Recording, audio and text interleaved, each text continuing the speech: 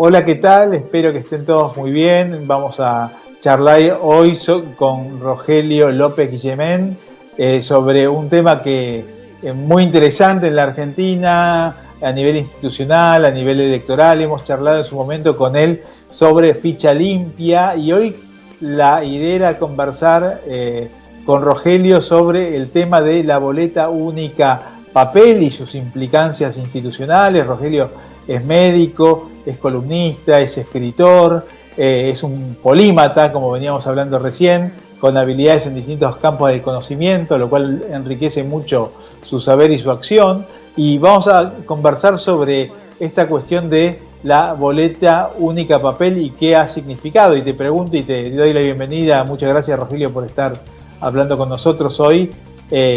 ¿Cuáles son las implicancias, ¿no?, de estos cambios, pequeños cambios institucionales en términos electorales, que estamos viendo resultados en la política argentina y en las instituciones? Bueno, Martín, muchas gracias por la invitación, como siempre muy generoso de tu parte, que me has tenido siempre tanta paciencia, en escritos y en audios y demás. Mira, la boleta única es un gran avance, Yo en el 2021 había subido un petitorio en change.org para ver de promoverla. Yo vivo en Córdoba y en Córdoba tenemos boleta única desde hace mucho tiempo. Claramente no es más difícil, como dice Kicillof, de utilizar. Los cordobeses no somos sobrenaturales que sabemos hacer esas cosas, el resto del país no. O sea, es absolutamente aplicable y hay distintas cosas que tienen a favor con respecto a las múltiples boletas. Hay cuestiones económicas. El hecho de tener que imprimir muchísimas menos boletas disminuye el costo. También esas cuestiones económicas están con respecto a aquellos partidos que son puros sellos, meros sellos, que lo único que hacían era juntar plata de la impresión de las boletas y se la quedaban, digamos. Eso ahora ya no sucede. También una cuestión ecológica, es mucho menos gasto de papel. Es simple, una simple cruz. Se evita la parte corrupta, como puede ser, por ejemplo, los famosos votos en cadena, que se conseguían un sobre y ya con ese sobre iban armando un voto cadena, tergiversando la elección. También se termina el tema de entregar los votos a cambio de alimentos o de dinero, que también se hacía antes. Hay distintos factores que muestran una mejora muy importante con respecto a esto. ¿Qué otras cosas me parece central? También los partidos chicos, tienen menor cantidad de fiscales, o lo que se llama menor aparato, no necesitan fiscalizar todas las mesas, toda la elección para ver que hayan boletas. Solamente se tienen que limitar a la fiscalización de los escrutinios. Entonces, son muchos los factores. ¿Alcanza? Para nada. O sea, a esto habría que sumarle ficha limpia, a esto habría que sumarle probablemente los votos por circunscripciones, hacer que el votante tenga una relación más directa con quien va a votar. Son muchas las cosas, pero es un paso, creo, muy importante. ¿Pensás que ha sido determinante el hecho de contar con boleta única papel en las recientes elecciones parlamentarias para ver los números que vimos? No, o sea, ¿qué tiene a favor? Que no obligó a la Libertad Avanza a tener un número increíble de fiscales. Si uno se fija, en las otras elecciones habían campañas en búsqueda de fiscales por todos lados. En estas elecciones no sucedió. Creo que ese es uno de los puntos centrales. En cuanto a los guarismos, no creo que haya cambiado demasiado. El robo de boletas y demás, algo puede haber afectado en otros tiempos. Ahora es más difícil.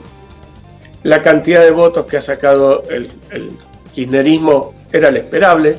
Yo había hecho un PRODE en mi canal de YouTube acerca de cómo iba a salir las elecciones y le erré por un diputado al kirchnerismo. O sea, estuve ahí cerca. A Provincia Unida le erré por 2. Lo que sí hubo es muy poca votación en partidos provinciales chicos y se volcó todo eso a la Libertad Avanza. sea, la diferencia en Buenos Aires principalmente fue que los votantes del PRO, que no habían ido a las elecciones provinciales, sí fueron a la nacional. Y probablemente el miedo de la vuelta al cuco los llevó a votar. Y te pregunto, aprovecho para preguntarte, que vos mencionaste antes, la cuestión de ficha limpia. ¿Qué sería ficha limpia? Si bien sabemos qué es, para recordarnos, y quién no podría presentarse, por ejemplo. Bueno, tendríamos todas las personas. Se define sobre la misma ley quiénes podrían ser o no, quiénes estarían dentro o fuera de ficha limpia. Ficha limpia es algo que es necesario de lo político y lamentablemente no debería serlo, porque el votante debería saber de por sí que no puede votar un corrupto. Entonces, es una necesidad por una deficiencia cultural y moral de gran parte de la sociedad. ¿Quiénes no podrían participar? Bueno, eso se define en la misma ley que se vote. En general se dice que aquellos que tienen condena en segunda instancia, para dar cierto margen al beneficio de la duda. Si uno quisiese ser extremista con el beneficio de la duda, tiene que ser cuando tenga la sentencia de la Suprema Corte, lo cual en nuestro país es algo improbable y de larguísimo tiempo. Así que creo que el punto sería probablemente decidirlo en lo que sería condena de segunda línea, o lo que sería las cámaras. La justicia es un gran problema en Argentina. Se le acusa a cualquiera de cualquier cosa y ya, si lo tomamos eso como límite, mucha gente no votaría, simplemente no sería candidata porque ensuciarían a cualquiera. Es importante, sí, la ficha limpia asociarla con una ficha limpia inteligente y sana. Con el voto de boleta única creo que la potenciaría muchísimo. Y mencionaste antes la lista sábana versus el voto uninominal por circunscripción. Esto que suena a algo muy complejo, muy técnico, ¿no? Para tal vez la gente común, creo que también es clave, ¿no? Estamos tal vez un poco lejos de eso.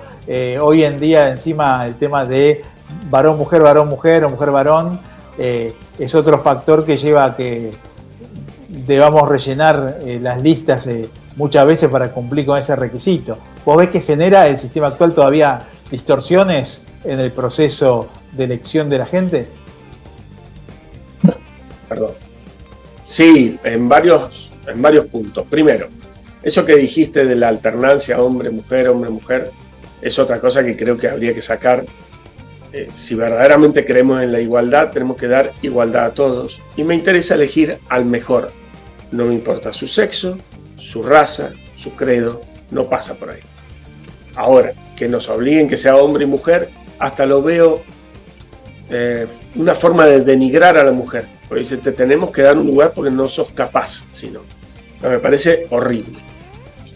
Más allá de eso, de la elección entre los dos sexos, cuando es lista sábana, ¿qué pasa? Se pone el cabeza, quizás el segundo, conocido, fuerte, y el resto se rellena con lo que sea.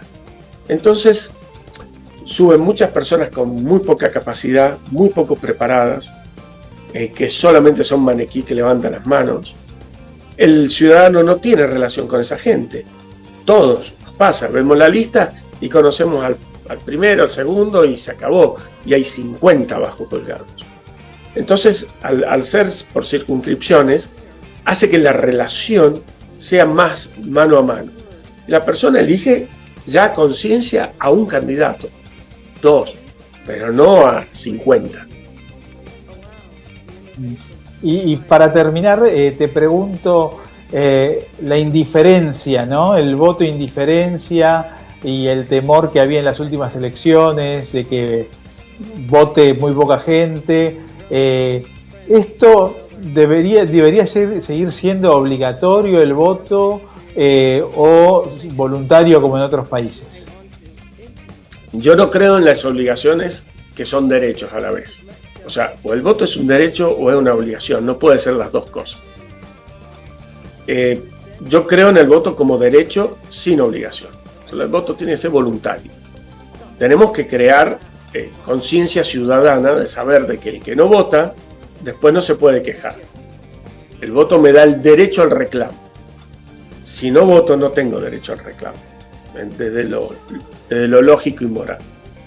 Ahora bien, si bajaría la cantidad de gente que votase, probablemente sí, pero también bajaría la gente que está media obligada a votar por algún tipo de compensación que se les dé.